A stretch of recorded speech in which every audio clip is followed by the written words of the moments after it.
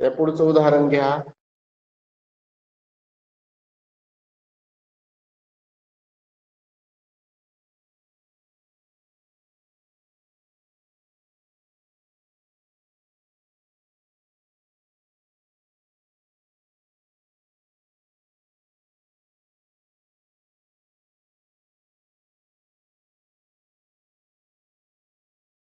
पुढचा प्रश्न.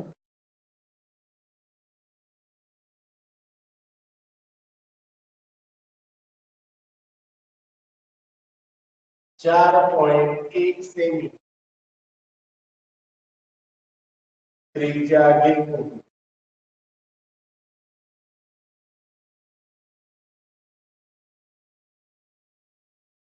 एक वर्तुळ काढा.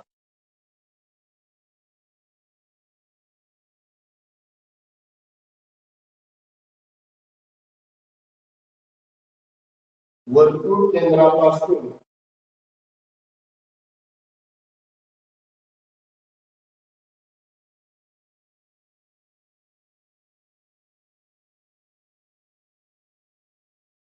सात 7.3 सेमी अंतरावरील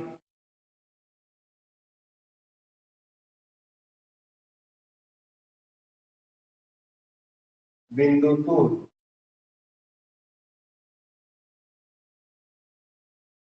स्पर्शिका काढा.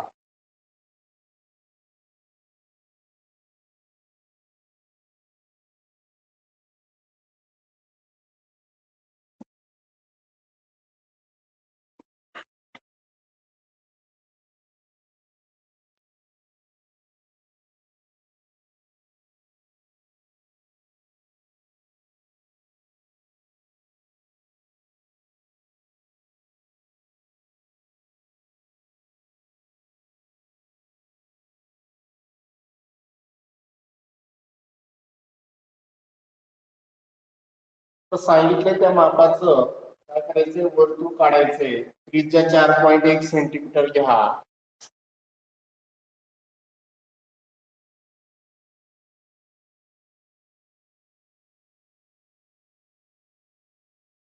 त्रिज्या 4.1 सेंटीमीटर घ्या.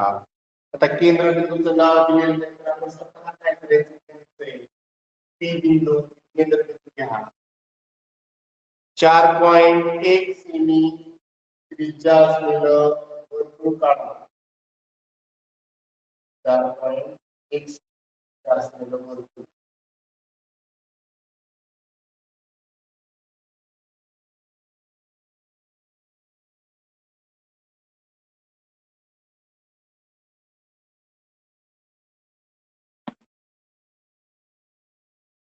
घेतलं? कृती लक्षात घ्या परत एकदा. त्यानंतर त्रिज्या दर्शवा 4.1 सेमीची. त्रिज्या दर्शवा 4.1 सेमी घ्या.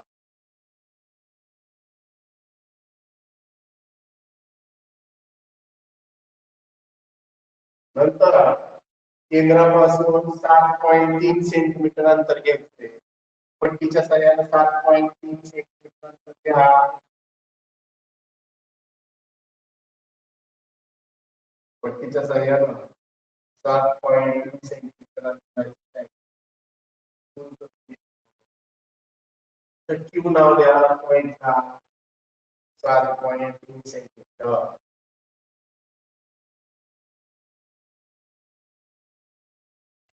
आलं लक्षात?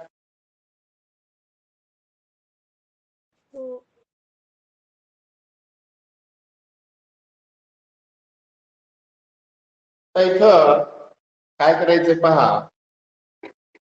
हा जो आपण PQ तयार केलाय, PQ दुभाजक काढायचं. दुभाजक काढण्याची कृती काय करायचं, कंपास मध्ये निम्म्यापेक्षा जास्त अंतर घ्या. PQ एवढा आहे, त्याच्या निम्म्यापेक्षा जास्त अंतर घ्या. आणि या रेषाखंडाच्या वरच्या भागात खालच्या भागात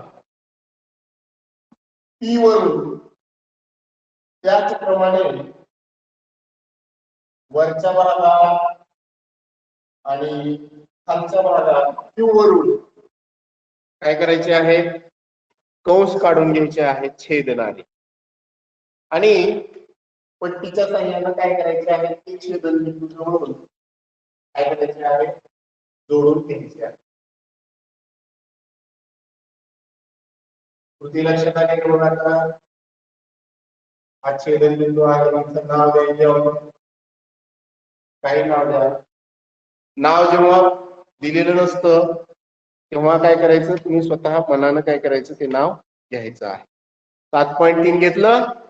त्यानंतर कंपास मध्ये पीएम एवढा अंतर घ्या किंवा एमक्यू एवढा अंतर घ्या. पीएम एवढा अंतर घ्या किंवा एमक्यू एवढा अंतर घ्या. एम वर कंपास ठेवा, एम वर कंपास ठेवा, पीएम किंवा एमक्यू एवढा अंतर. आणि काय करायचं, पूर्ण वर्तुळ काढायचं असलं पूर्ण वर्तुळ काढा किंवा फक्त एवढं अर्ध वर्तुळ जरी काढलं तरी चालेल. असं जरी काढलं एवढं अर्ध, फक्त वर्तुळाला 2 ठिकाणी खुणा झाल्या पाहिजेत असं जरी काढलं तरी चालतं, किंवा फक्त वर्तुळाला छेदणाऱ्या 2 खुणा केल्या तरी सुद्धा चालू शकतं. आणि या छेदनबिंदूला A आणि B असं नाव आहे. आणि पट्टीच्या साह्यानं AQ, पट्टीच्या साह्यानं AQ